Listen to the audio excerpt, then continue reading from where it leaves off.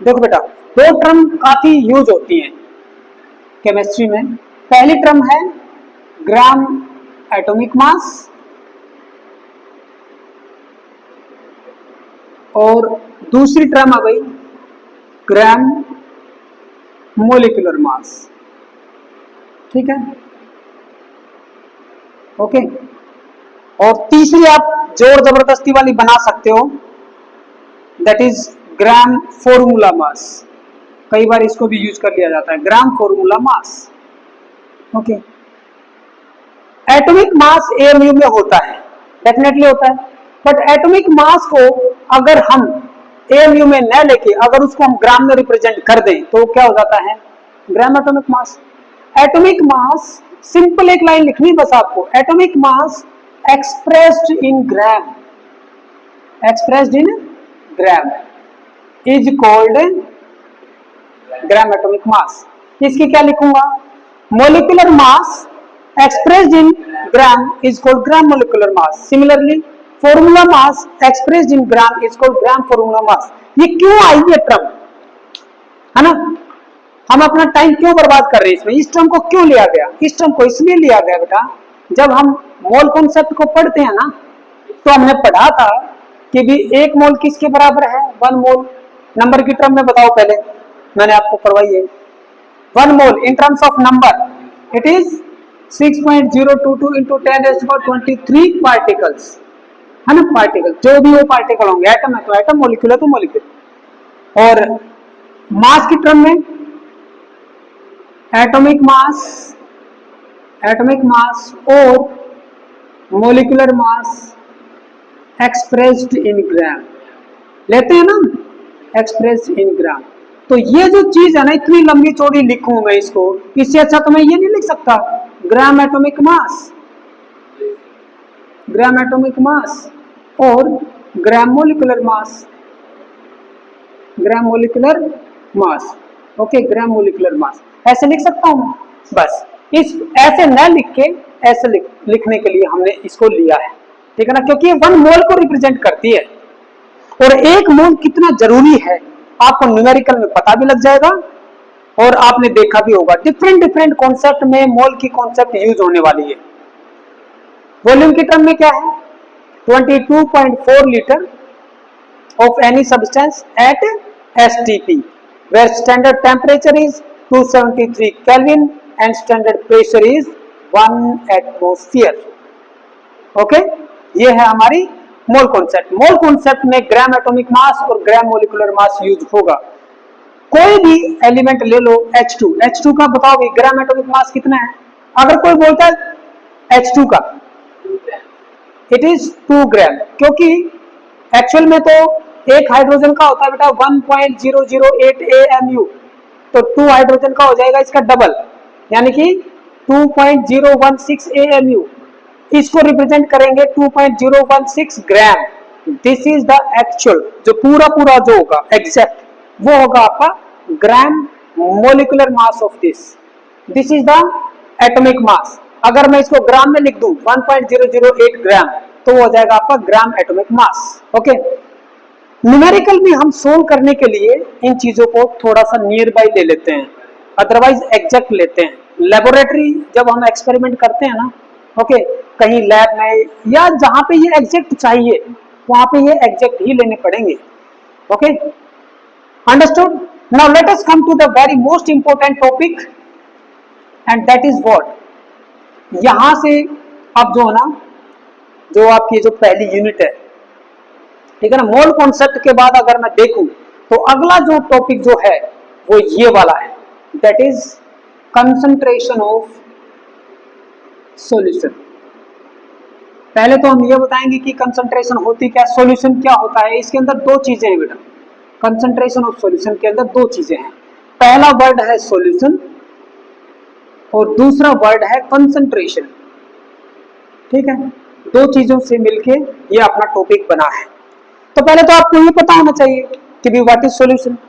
क्या आप बता सकते हो व्हाट इज सॉल्यूशन, सॉल्यूशन है क्या? सॉल्यूशन एक मिक्सचर है, ये तो पता लग गया भाई, है ना। सॉल्यूशन क्या है, एक मिक्सचर है, राइट। लेकिन एग्जैक्टली वो मिक्सचर क्या होगा, हम सॉल्यूशन किसको बोलेंगे? सॉल्यूशन के अंदर कंपोनेंट होते हैं, है ना। एक होता है सोल्यूट और एक होता है सोलवेंट, है ना।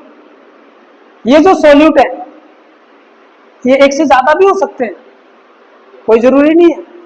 लेकिन अगर एक सोल्यूट है और एक सोलवेंट, जैसे कि सोलवेंट ले ले हम H2O और उसके अंदर हमने क्या डाल दिया, सोडियम क्लोराइड, और हमने पिघला दिया, मतलब उसके अंदर डिजोल्व कर दिया, और डिजोल्व करने के बाद में हमारे पास एक सोल्यूशन आ गया। लेकिन जब ये सोल्यूशन आता है तो आपको वो एक क्लियर सोल्यूशन दिखाई देता है ऐसे, है ना। पूरा कंसंट्रेशन, यानी कि ये जो NaCl का जो है, जो क्वांटिटी होगा वो हर जगह यूनिफॉर्मली डिस्ट्रीब्यूटेड होती है। ऐसा तो नहीं होता कि पानी ऊपर से ज्यादा नमकीन हो, नीचे से कम हो, ऊपर से ज्यादा हो, लाइक दैट। अगर ये पूरा डिजोल्ड है तो, है ना, इक्वल कंसंट्रेशन होती है। जब हम नीचे से ऊपर की तरफ जाते हैं तो कंपोजिशन एंड डेंसिटी या प्रॉपर्टीज, कुछ भी मान लो बेटा, जो फिजिकल प्रॉपर्टीज है वो हमारी ऊपर से नीचे या लेफ्ट टू राइट हर जगह सेम है। तो ऐसे मिक्सर को हमने क्या बताया था, होमोजीनियस। होमोजीनियस। तो पहली इंपॉर्टेंट चीज ये है कि solution is a homogeneous mixture of two or more then to component. या तो दो होंगे या उसके अंदर दो से ज्यादा कंपोनेंट हो सकते हैं। लेकिन एक चीज और ध्यान रखनी है कि जो हमारे कंपोनेंट होंगे, कंपोनेंट्स आर केमिकली इनर्ट, एक दूसरे के साथ वो रिएक्शन नहीं करेंगे, ठीक है ना। जब मैं NaCl को पानी में डाल रहा हूं तो ये और ये आपस में रिएक्ट करके कोई तीसरा प्रोडक्ट बनाए, ऐसा नहीं होना चाहिए।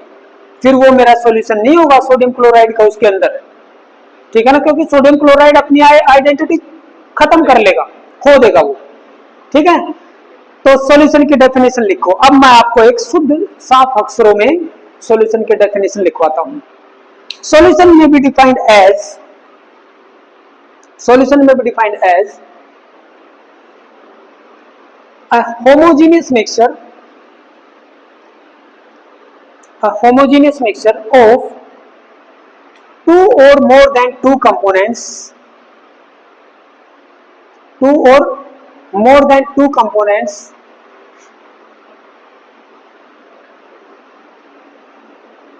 in any ratio, किसी भी रेशियो में हो सकते हैं भाई। मैं 1 ग्राम NaCl इसके 1 लीटर में ले सकता हूं, 2 ग्राम NaCl इसके 5 लीटर में ले सकता हूं। क्वांटिटी डिफाइंड नहीं है, ओके। क्या लिखा आपने,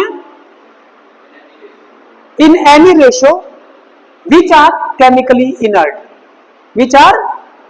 इनर्ट, और आप लिख सकते हो which don't react with each other, ऐसे करके भी लिख सकते हो, which don't react with each other, ऐसे करके भी आप लिख सकते हो, which don't react with each other, okay.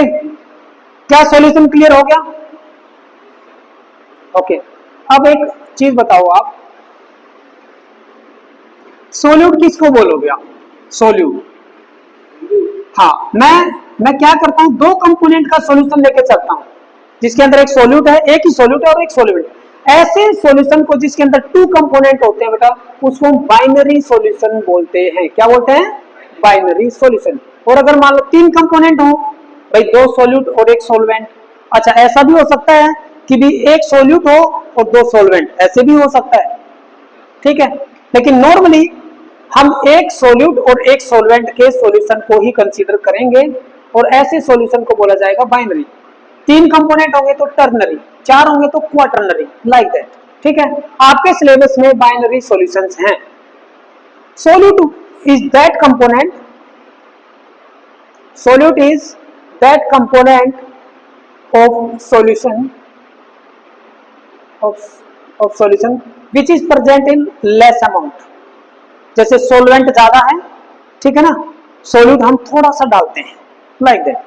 so it is that component of solution which is present, कई बार इसकी डेफिनेशन पूछ लेते हैं बेटा, which is present in less amount as compared to solvent, ठीक है, okay. This component is dissolve, this is dissolve, ये dissolve हो जाता है, this is dissolve in the solvent, solvent में इसको डिजोल्व किया जाता है। 2 पॉइंट हो गए इसके। सोलवेंट में क्या लिखेंगे, सोलवेंट में ऐसे लिख देंगे that component of solution which is present in more amount as compare to solute and in this solute is dissolve. Clear होगा?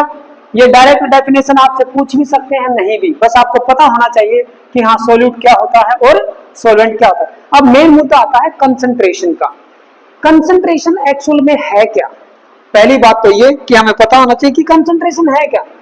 कंसंट्रेशन बेटा सिंपल शब्दों में अगर मैं बोलूं, कंसंट्रेशन ऑफ ए सॉल्यूशन ये और कुछ नहीं है, ये है amount of solute, amount of solute present in some given amount of solvent, है ना। Amount of solute present in given amount of solvent या फिक्स अमाउंट। जैसे मान लो मैं सोलवेंट में देख रहा हूं, सोलवेंट का ले लिया मैंने 1 लीटर, ये लो, ये मैंने यहाँ पे 1 लीटर क्या ले लिया, सोलवेंट ले लिया, और इसके अंदर देख रहा हूं कि NaCl मान लो मैंने डाल दिया 20 ग्राम, ठीक है। तो 20 gram solute present in 1 litre of solvent, 1 litre of solvent, इनको मैं डिवाइड करूंगा, कितना आ जाएगा 20 डिवाइडेड बाय 1, ये आ जाएगा 20 ग्राम पर लीटर ऑफ सोल्वेंट। ये इसकी क्या होगी, कंसंट्रेशन होगी, यानी कि स्पेसिफिकली सोल्यूट की अमाउंट को बताता है कि भी एक गिवन अमाउंट ऑफ सोल्वेंट में कितना सोल्यूट आपने डाल रखा है, ये है एक्चुअल में कंसंट्रेशन। अब सबसे अगर मैं देखता हूं तो यहाँ पे बेटा आता है हाउ टू मेजर। अब कैसे मेजर करें, कंसंट्रेशन को एक्सप्रेस करने के अलग अलग तरीके हो सकते हैं। So all over the world different term को लिया गया, जिसमें से पहली टर्म आती है मोलरिटी। क्या आती है, मोलरिटी को हम देखेंगे आज, मोलरिटी क्या होती है। मोलरिटी की टर्म में हम क्या फाइंड आउट करेंगे, कंसंट्रेशन फाइंड आउट करेंगे। ओके, तो मोलरिटी किसकी होगी, सॉल्यूशन की होगी, क्योंकि ये कंसंट्रेशन को बताएगी।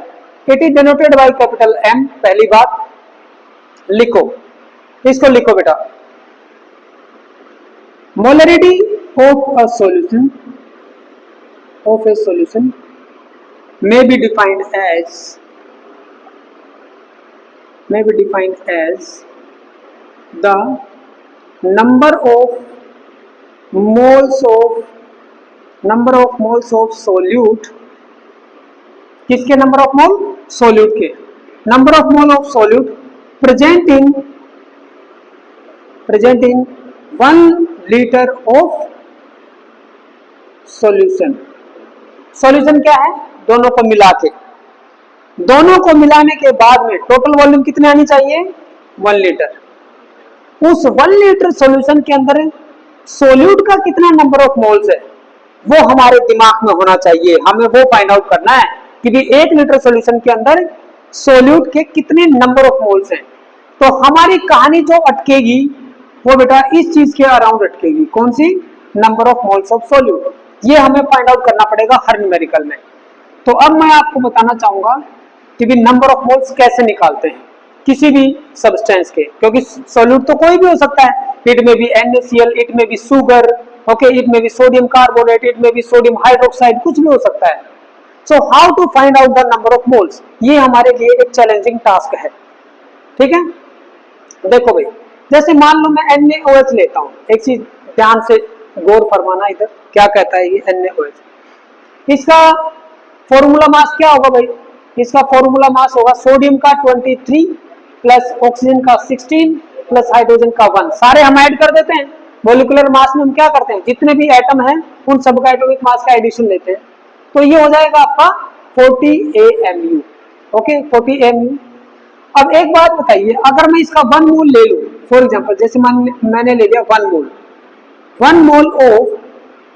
मोल ऑफ NaOH, इसका मास कितना होगा बताइए, हाँ 40 इंटू,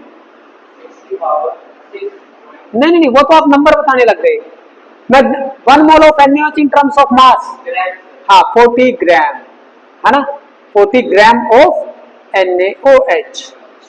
यहां से क्या पता लग रहा है 40 ग्राम ऑफ NaOH कंटेन 1 मोल। तो अगर मान लो मैं दे दूं कि भाई साहब आप एक काम करिए 10 ग्राम ऑफ NaOH में बताइए कितने नंबर ऑफ मोल है, 10 ग्राम ऑफ NaOH में कितने नंबर ऑफ मोल है। तो हम क्या करेंगे, क्या मैं ये लाइन को ऐसे लिख सकता हूं, ये वाली यहीं से उठाओ मोल कॉन्सेप्ट से, 40 gram of NaOH is equal to 1 mole, ऐसे लिख सकता हूं 1 मोल। तो यूनिटी में निकाल लो पहले, 1 gram of NaOH is equal to right upon left यानी कि 1/40 मोल।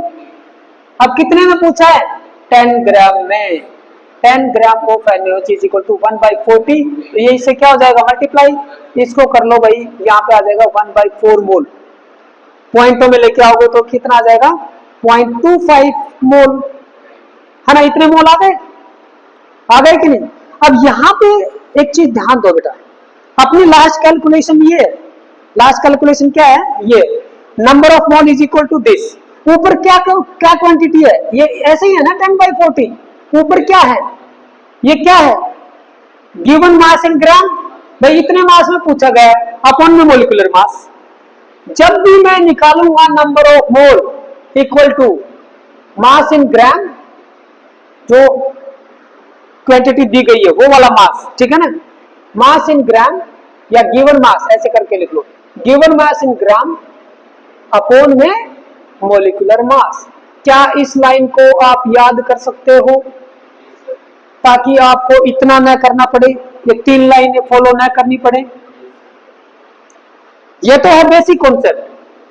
ये फॉर्मूला कैसे आया, ये यहां से यूनिटरी मेथड से आया, भाई मैं पहले इतने में मुझे अकॉर्डिंग टू मोल कॉन्सेप्ट, फिर मैं 1 ग्राम के लिए निकालूंगा, फिर मैं गिवन ग्राम के लिए निकालूंगा, तो ये हो गया लाइक दिस। इसके अंदर हमने देखा कि ऊपर आएगा गिवन मास, जितना मास दिया है ग्राम में, divided by molecular mass in ग्राम, ठीक है। तो भाई इस फॉर्मूले को याद करके, इसको यूज करके मैं number of mole find out कर सकता हूं ना। चलो तो फिर अगला टास्क है आपके लिए, मैंने थोड़ी सी मेहनत की तो आप भी थोड़ी सी मेहनत कीजिए। Find out the molarity, find out the molarity of a solution in which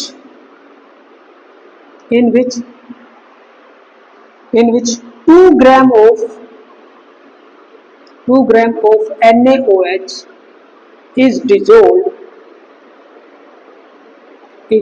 in 100 ml of NaOH solution। ये आपके सामने आ गया एक बेहतरीन क्वेश्चन और इसको आपको करना है solve, and I am going to give you only 2 minute. I am giving you 2 minute, you find out the molarity. दिमाग में क्या रहना चाहिए कि भाई 1 लीटर सॉल्यूशन के अंदर कितने नंबर ऑफ मोल है, दिमाग में क्या रहना चाहिए आपके, 1 लीटर सॉल्यूशन के अंदर कितने नंबर ऑफ मोल प्रेजेंट हैं अकॉर्डिंग टू गिवन कंडीशन, वो हमें फाइंड आउट करना है, ठीक है जन। Okay, now you start.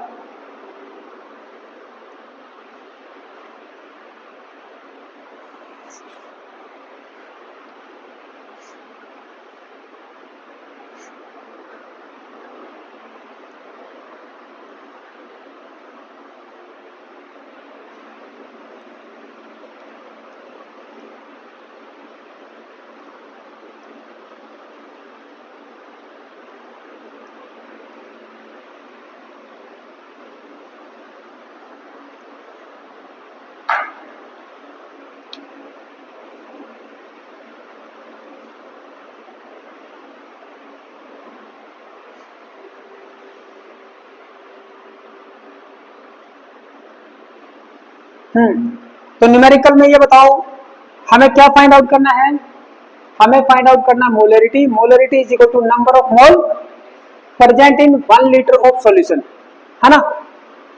तो 1 लीटर में, हाँ बताइए 1/20 आया आपका, तो पहले ये तो फाइंड आउट करें नंबर ऑफ मोल्स, कौन सी क्वांटिटी है NaOH है, उसका 2 ग्राम है, तो नंबर ऑफ N क्या है, number of moles of NaOH is equal to mass in gram कितना है, given mass in gram 2 gram divided by molecular mass 40, तो ये कितना आ जाएगा 1/20। इसको इतना ही रख लो, या और आगे जाओगे तो इसको आप ऐसे कर सकते हो लाइक दिस, है ना।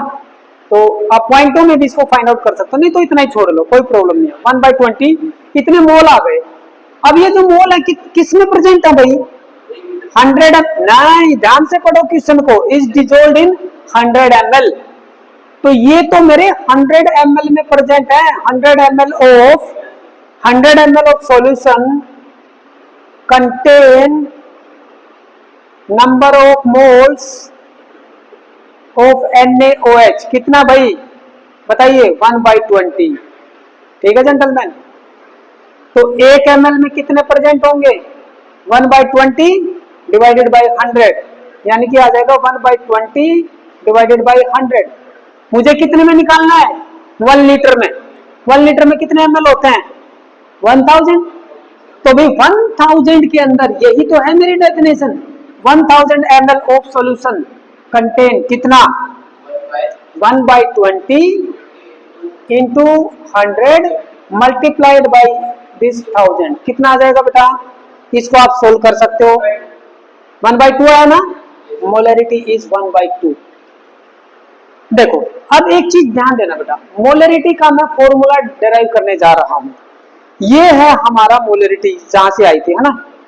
ये क्या है, 1/20 क्या आया था अपना, 1/20 क्या आया था अपना, number of mole, molarity is equal to number of mole divided by, ये क्या थी, वॉल्यूम थी, 100 ml दे रखी थी, वॉल्यूम किसमें, ml में, मल्टीप्लाइड बाई 1000। तो ये हो गया स्टैंडर्ड फॉर्मूला। अगर आपके पास नंबर ऑफ मोल्स हैं, वॉल्यूम ऑफ सॉल्यूशन है इन ml, तो मल्टीप्लाई करनी है 1000 से। और अगर ये डायरेक्ट लीटर में है तो आप 1000 हटा दोगे, m is equal to n/v, v in litre, और यहाँ पे v इन ml। ये ध्यान रखना, किस these two are the standard formula, इसको नोट डाउन करो आप, ठीक है ना। मोलरिटी को हम देखो ऐसे करके लगाओगे तो आपके पास 2 से 3 मिनट तो इसको लिखने में चले जाएंगे। कंपटीशन में हमारे पास एक एक सेकंड इंपॉर्टेंट है भाई, तो हम इतना टाइम इसमें वेस्ट नहीं करेंगे। ये जस्ट मैंने आपको बताया कि दिमाग में क्या रहना चाहिए हमारे पास। तो these are the standard formulas, you will use these too. Okay, समझ में आ गया, चलो नोट डाउन हो गए। आज हम यहीं पे स्टॉप करते हैं, ठीक है ना। यहां तक मोलरिटी हमारी एक टर्म हो गई बेटा कंसंट्रेशन की, ठीक है, और बाकी हम कल करेंगे।